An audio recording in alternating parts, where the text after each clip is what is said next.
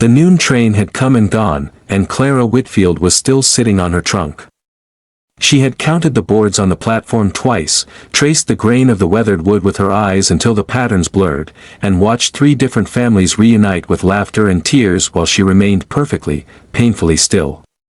Her dress, the best one she owned, a soft blue cotton she had pressed 3 times the night before, was beginning to collect the fine red dust of Laramie, Wyoming, and still, Edmund Hale had not come. Clara was 26 years old, which in the year of 1884 meant she was already the subject of whispered concern back home in Cincinnati. She had no family left to speak of, her mother gone to fever, her father to the war that had swallowed so many good men, and the modest inheritance that had kept her respectable had quietly disappeared the previous winter, the way water disappears into cracked earth. She had answered the advertisement in good faith, the way a drowning woman reaches for anything solid. Seeking a woman of character and industriousness for honest marriage. Wyoming. Apply to Edmund Hale, Box 14, Laramie. She had written him 4 letters. He had written her 6. She had believed, with the particular desperation of someone who has very little left to believe in, that those letters meant something. They had not, apparently, meant enough. The stationmaster, a small round man named Mr. Briggs, came out onto the platform at 2:30 with a cup of water and the careful expression of a man who has witnessed this particular kind of sorrow before. "Ma'am," he said softly, "there's a bench inside, out of the sun." Clara thanked him with a dignity she did not feel, and she did not move, because moving would mean accepting something she was not yet ready to accept. As long as she sat on that trunk, on that platform, she was still a woman waiting. The moment she stood and walked away, she became something else entirely. She became a woman who had been left. It was at exactly that moment, when she was closest to breaking, when the tears she had been holding like a dam holds floodwater were pressing against the backs of her eyes with genuine violence, that she heard boots on the platform. Heavy, deliberate, the kind of footsteps that belong to a man who has never once questioned whether he has the right to occupy space. She did not look up immediately. She had looked up too many times already, each time with a small flare of hope that extinguished itself cruelly when the face wasn't his. But these footsteps stopped directly in front of her. "You're Clara Whitfield." It wasn't a question. She looked up then, and found herself looking at a man who seemed carved from the same Wyoming landscape that surrounded them, broad-shouldered and weathered, with deep-set eyes the color of strong coffee and a jaw that suggested he had made many difficult decisions and stood behind all of them. He was perhaps 50, or perhaps 45 with a hard life written into the lines of his face. He held his hat in both hands, which struck her as oddly courteous. "I am," she said. "I'm William Cade," he said. "I own the Broken Spur Ranch, 12 miles east." He paused. "Edmund Hale got married 2 weeks ago. A girl from town. I heard about it this morning at the general store, and then I heard that a woman was sitting on the platform with a trunk." He looked at her steadily. "I'm sorry. That's a cowardly thing he did." Clara had prepared herself for pity. She had not prepared herself for plain-spoken moral clarity, and it undid her more completely than any gentleness could have. Her chin trembled once, and then she composed herself with a tremendous effort. "Thank you for telling me," she said. "I'll need to find lodging for tonight and inquire about the return fare." William Cade put his hat back on his head. "Mrs. Alcott runs a boarding house on Clover Street. I'll carry your trunk." He picked it up before she could answer, which should have been presumptuous but somehow wasn't. As they walked, he said, almost to himself, "He'll regret letting you go. A man always regrets wasting something rare." Clara did not respond. But something in those words, spoken with such casual certainty, such absence of flattery or motive, lodged itself in her chest like a splinter she couldn't quite locate. Mrs. Alcott's boarding house was clean and sensibly priced, and the woman herself was the kind of no-nonsense grandmother figure who expressed affection through the immediate production of food. Within 20 minutes of Clara's arrival, there was a plate of cold chicken and fresh bread on the table, and Mrs. Alcott was pretending not to study her new guest with the thoroughness of someone cataloging a rare find. William Cade sat across the table, which surprised Clara. She had expected him to deposit her trunk and leave. Instead he sat, hat on his knee, and accepted a cup of coffee from Mrs. Alcott with the ease of a man who was regularly fed in this kitchen. He was, Clara would learn, something of a fixture in Laramie, not in the way of men who impose themselves, but in the way of men who are genuinely useful and therefore welcome everywhere. He had built the schoolhouse on Elm Street 3 years prior, entirely at his own expense, because there had been no school and he found that unconscionable. He had negotiated a water rights dispute between 4 neighboring ranches without anyone losing land or blood, which everyone agreed was something close to miraculous. He was rich by Wyoming standards, powerful by any standard, and he used both with a restraint that people noticed and respected. He also, Clara discovered over the following hour, had a way of listening that was rare and slightly unnerving, the kind of listening that suggests the person is genuinely absorbing what you say rather than merely waiting for their turn to speak. She told him, more than she intended to, about Cincinnati and the dwindling inheritance and the letters from Edmund Hale. She told him about her mother's garden and the books she had read 3 times each because she couldn't afford new ones. She told him she was trained as a schoolteacher but had been unable to secure a permanent position because the school boards preferred married women and she had not, until recently, been in a position to remedy that. He listened to all of it without interrupting once. When she finished, there was a brief and comfortable silence, the kind that doesn't demand filling. Then William Cade said, "The schoolhouse on Elm Street needs a teacher. The last one left in March to get married, which seems to be a pattern." There was a dry humor in his tone that startled a small laugh out of Clara before she could stop it. "The pay is $40 a month. Mrs. Alcott's rooms are $8. That leaves plenty for savings and for buying yourself new books." Clara looked at him. "Are you on the school board?" "I am the school board," he said, without particular arrogance. "I built the building. I tend to have opinions about who teaches in it."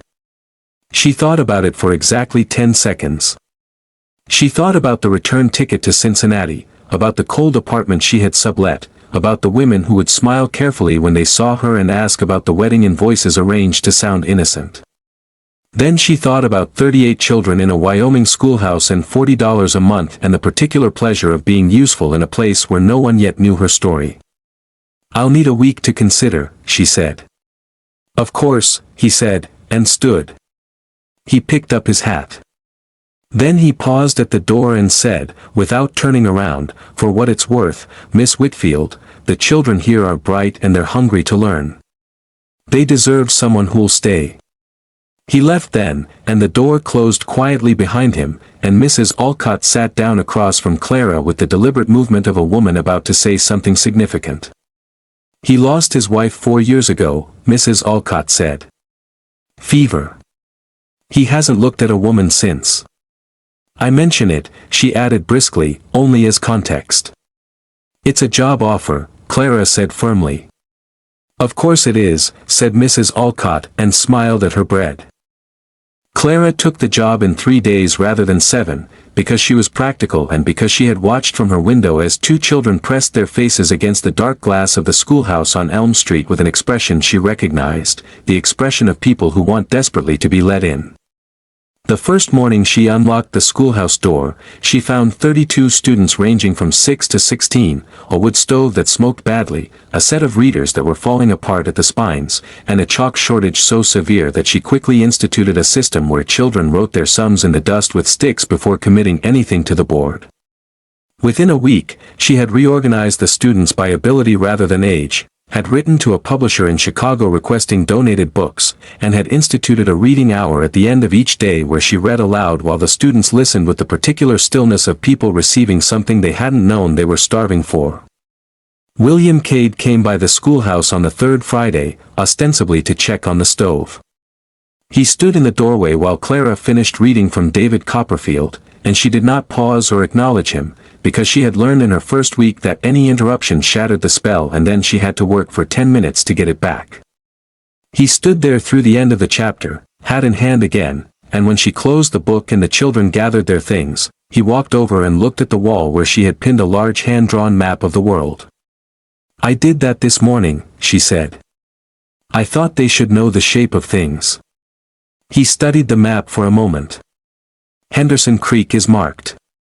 One of the students told me that's where his grandfather homesteaded. I thought a place means more if you can find it on a map." He turned and looked at her then with an expression she hadn't seen on him before, something open and unguarded, something that sat just underneath the composed authority he wore like his coat. "You're good at this," he said. It was said simply, the way he said everything, without ornament. "I know," she said, and was surprised by her own certainty. She had been good at things before, quietly good, in ways that had gone mostly unacknowledged. It felt different to say it plainly and have someone nod as if it were obvious. Over the following months, something shifted between them with the slow inevitability of a season changing. It was not dramatic. It did not announce itself. It happened in the space between conversations, in the books he left on her desk without explanation, in the way she saved the best observations from her week to tell him on Sunday afternoons, in the quiet ease with which they had learned to inhabit the same silence. She stopped thinking of Laramie as a consolation and began thinking of it as a place she had chosen. She stopped thinking of herself as a woman who had been left and began thinking of herself as a woman who had arrived somewhere that suited her considerably better than where she'd been going. She did not think about Edmund Hale for almost 6 weeks, and then she thought about him only briefly, a passing shadow, and felt nothing except a mild, abstract gratitude that he had been cowardly enough to change his plans. It was Mrs. Alcott who told her, in October, that Edmund Hale's new wife had left him. That he was now the subject of town gossip, his business struggling, his manner reportedly soured. She told Clara without smugness but with the careful neutrality of someone delivering information they expect to be interesting. Clara was quiet for a moment. Then she said, "I hope he finds his way." Mrs. Alcott looked at her with great respect. "You mean that? People are usually punished enough by their own choices," Clara said. "I don't need to add to it." The first snow came to Laramie in November, sudden and absolute, blanketing the town in the kind of silence that feels sacred. Clara was walking back from the schoolhouse, her breath making small clouds in the cold air, when she found William Cade waiting outside Mrs. Alcott's gate. He was not a man who paced or fidgeted, but he was standing with a quality of stillness that suggested he had been having a significant internal conversation for some time. "I need to say something," he said, "and I'd like to say it before I think about it too much more." Clara stopped in front of him. The snow came down between them in slow, deliberate flakes. "I told you on the platform that Edmund Hale would regret letting you go," he said. "I meant it as a plain observation. I didn't mean it as anything else, at the time." He paused. "I mean it as something else now." She waited. She was good at waiting, though it had taken a different shape lately, no longer the anguished waiting of the platform, but the patient waiting of someone confident that what is coming is worth receiving. "I have been careful," he said, "since Margaret died. I've been very careful not to want things. It seemed safer." He looked at her steadily. "You make careful seem like a waste." The snow came down. A horse moved in a nearby stable, and the sound was warm and ordinary and deeply, specifically right. "You are," he continued, and she could see this was the harder part, the part requiring more courage than he had needed for water rights negotiations or schoolhouse funding, the most genuinely rare person I have encountered in 51 years of paying close attention to people. "And I believe, that whatever brought you to that platform, whatever brought you here, was not a mistake and not a tragedy. I think it was the most accurate thing life has done for either of us." Clara Whitfield stood in the November snow and felt something she had not expected to feel again, the complete and uncomplicated sense that she was exactly where she was supposed to be. She thought of the trunk on the platform. She thought of the thin blue dress and the counted boards and the 3 families reuniting while she sat alone. She thought of how close she had come to buying that return ticket. She thought of 32 children and a smoking stove and a hand-drawn map of the world with Henderson Creek marked on it. She thought of how life sometimes has to take everything from you before it can show you what it was clearing the space for. "I think," she said carefully, that you should ask me properly." He reached into his coat pocket and produced, with the quiet certainty of a man who had given this considerable thought, a ring that had belonged to no one. He had made a point of that, she would learn later, had purchased it specifically so it carried only the weight of what was beginning, not the shadow of what had ended. He did not kneel, because the snow was deep and neither of them were theatrical people, but he held it out with both hands the way he always held his hat, with a courtesy that was genuine and fundamental and entirely his own. "Clara Whitfield," he said, "will you stay? Not will you marry me? Will you stay?" As if he understood, completely, that what she had needed all along was not rescue or rescue's more complicated cousin, romance, but rather the simple and profound offer of belonging. A place. A permanence. A person who looked at her and saw not what was convenient or useful or available, but what was, in his own word, rare. She said yes, and the snow came down, and somewhere across town a man named Edmund Hale sat alone in his house and understood too late the precise weight of what he'd thrown away. And in the schoolhouse on Elm Street, 32 books were already waiting on 32 desks, placed there that morning by a woman who had learned, through loss and humiliation and the long cold wait on a platform, that sometimes being left behind is simply the world's rough and graceless way of pointing you toward where you were always meant to go. The children would arrive in the morning. The stove would smoke. Clara would teach them the shape of the world. And William Cade would come by on Friday, hat in hand, to listen. Some things, it turns out, are not lost. They are only in transit, making their way, through every wrong arrival, to exactly the right place.